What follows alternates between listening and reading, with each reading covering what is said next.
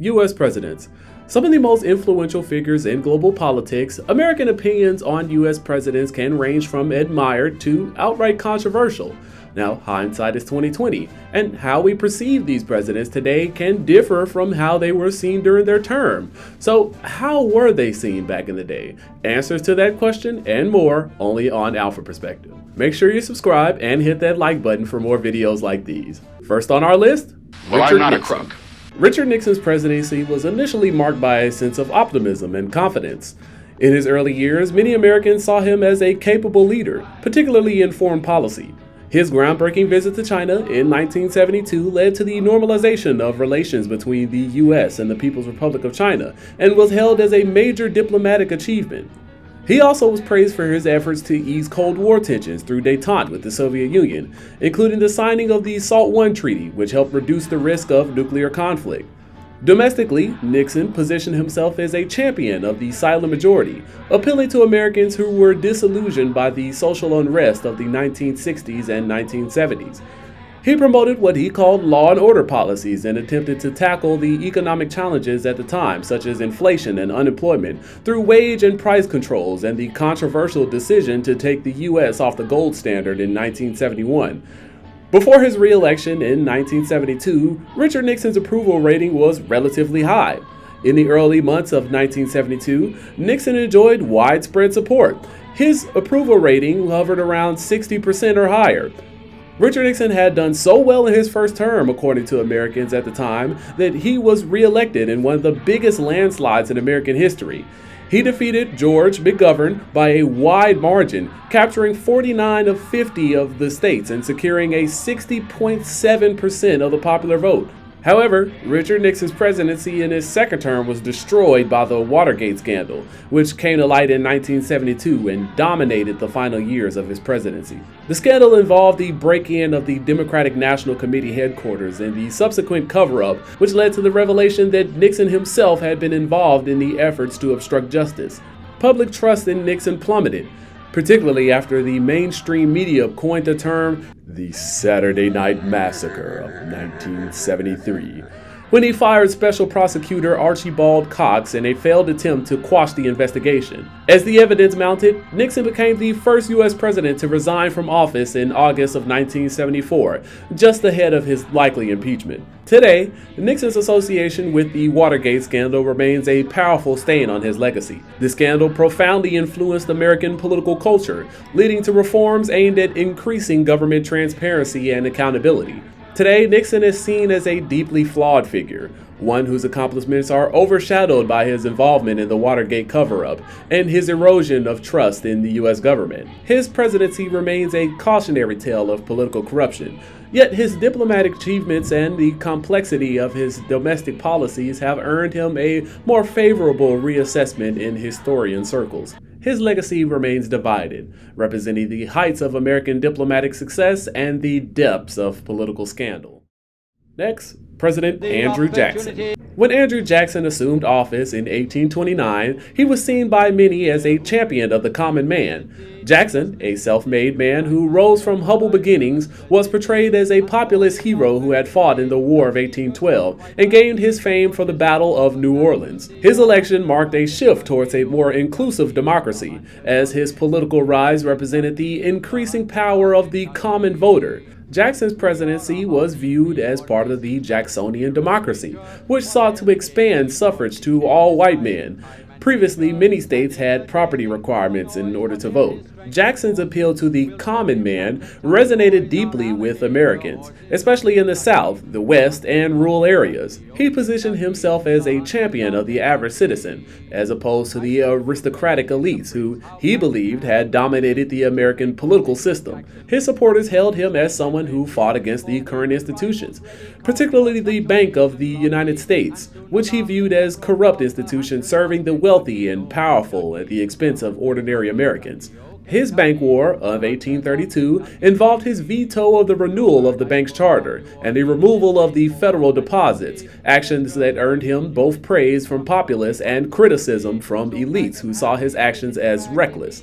Jackson was also viewed by some at the time as strong and a decisive leader who wasn't afraid to take on unilateral action. This quality also led to some criticism of him as overly authoritarian. His use of the presidential veto, which he vetoed more bills than both of his predecessors combined, and his frequent disregard for the balance of power raised concerns that he was consolidating too much executive authority. He often disregarded the advice of Congress and the courts when he thought it conflicted with his vision of the country, earning him the nickname King Andrew I from his opponents. In 1830, when the Indian Removal Act was passed, the common American's view of the policy was largely shaped by the prevailing attitudes of the time, including the sense of manifest destiny and the belief that the United States had a divine right to westward expansion.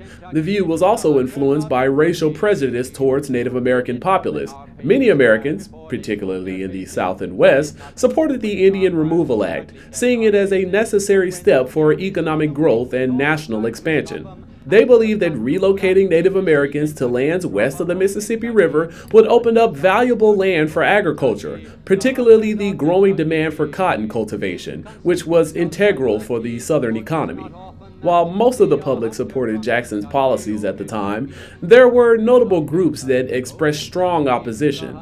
Some religious groups, such as the Quakers, as well as individuals like Congressman Davy Crockett, opposed the forced removal on moral grounds, arguing that it was a violation of human rights. In a more broader context, however, the dominant sentiment among Americans was one entitled to the lands that Native Americans inhabited, coupled with the general lack of empathy for Native American tribes. Now keep in mind, Andrew Jackson's popularity rating is, well, difficult to quantify, but his popularity among certain segments of the American population was notably high. Today, Andrew Jackson's legacy is viewed through a more critical lens, particularly in light of his treatment of Native Americans and his support for slavery. Jackson's policy of Indian removal was by far the most significant and controversial part of his legacy today.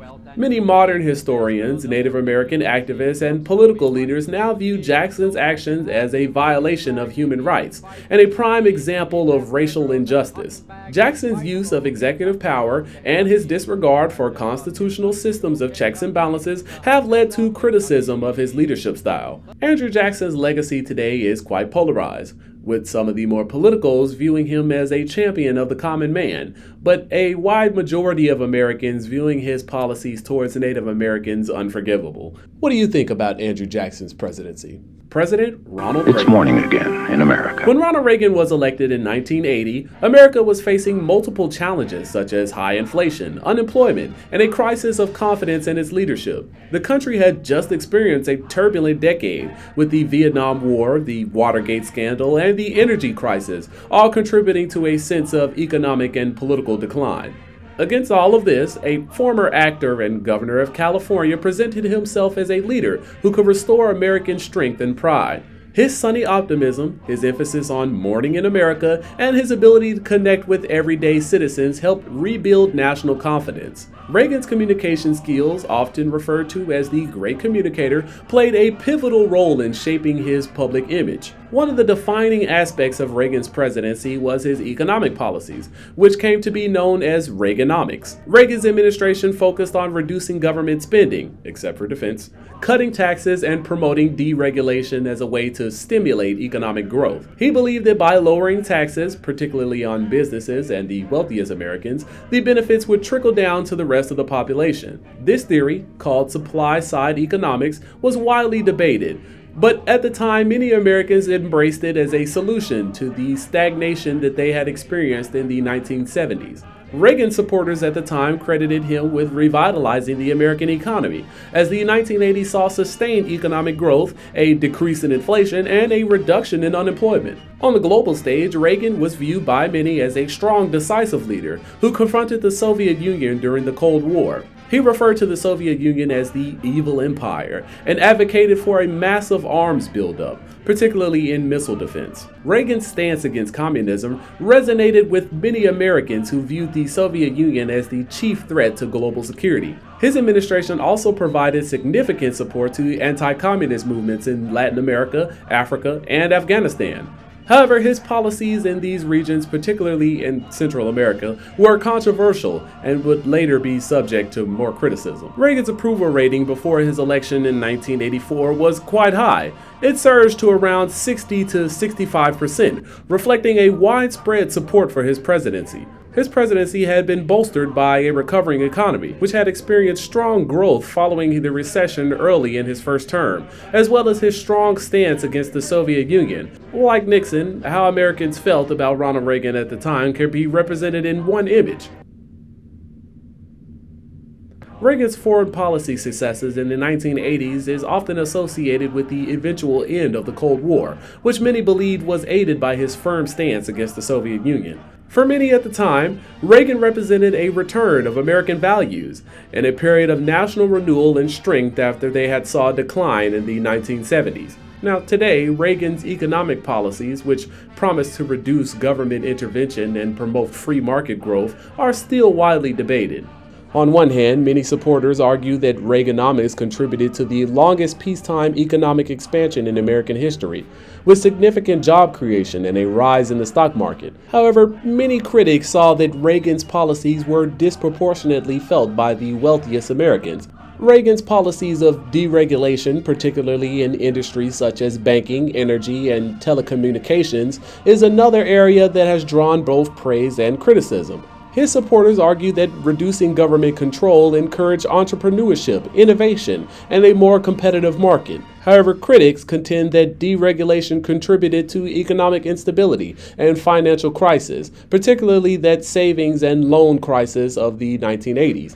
Ronald Reagan's approval rating today remains relatively high compared to many other U.S. presidents. His legacy is generally viewed in a positive light by many Americans, especially among conservatives. However, like all historical figures, his presidency is subject to varying opinions depending on political perspective. Again, though, it really depends on whose dinner table you're at. Modern Republicans praise Ronald Reagan for championing Republican values, while modern Democrats refuse to put any praise on Ronald Reagan's name. What do you think about President Ronald Reagan?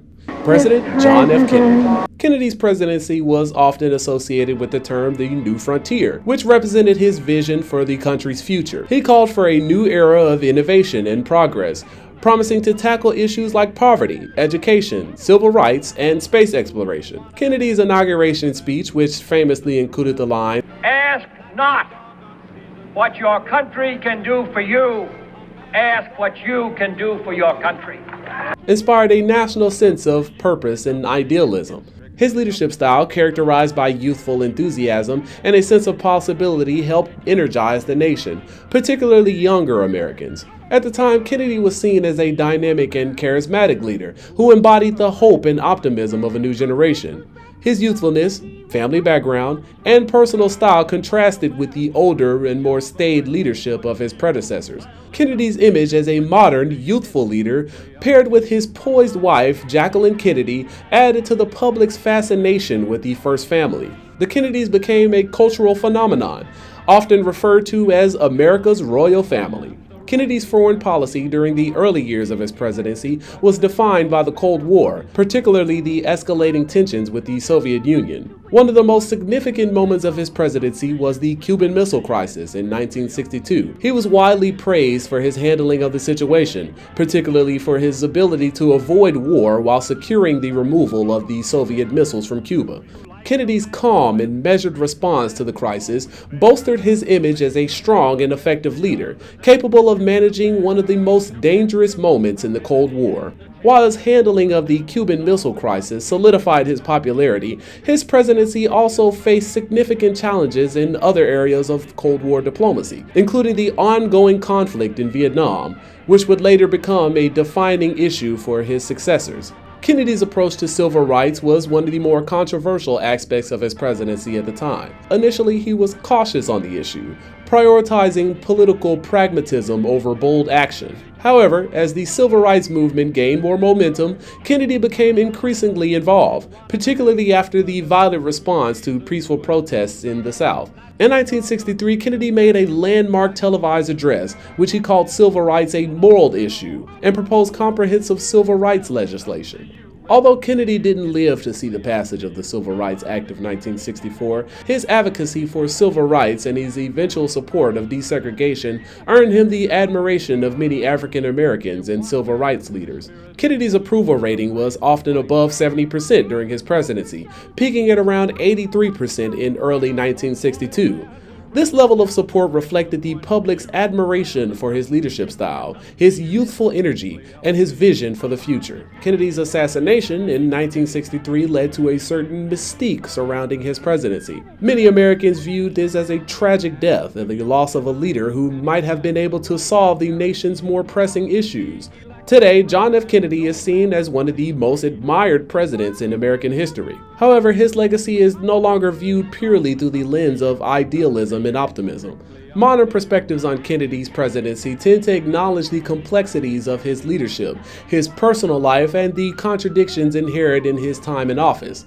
Kennedy's civil rights record is viewed slightly more critically today. While many admire his eventual support of civil rights legislation, many argue that he could have done more in his early years of his presidency to address the racial inequality that existed in America. Kennedy's involvement in the early stages of the Vietnam War is also seen more critically. While he did not fully commit to the war, his administration increased the U.S. military involvement in Vietnam, laying down the groundwork for the escalation of the conflict under Lyndon B. Johnson. This sense of what could have been has added to the enduring admiration for Kennedy, with many still viewing his potential as unfulfilled. Today, Kennedy's approval rating is consistently high, and any concerns about his presidency are often overshadowed by his assassination, as people are pretty lenient when it comes to martyrs. What do you think about John F. Kennedy's presidency? Well, that's all we have for you today, and make sure you hit that subscribe button and the notification bell to stay updated on your history, only at Alpha Prospective.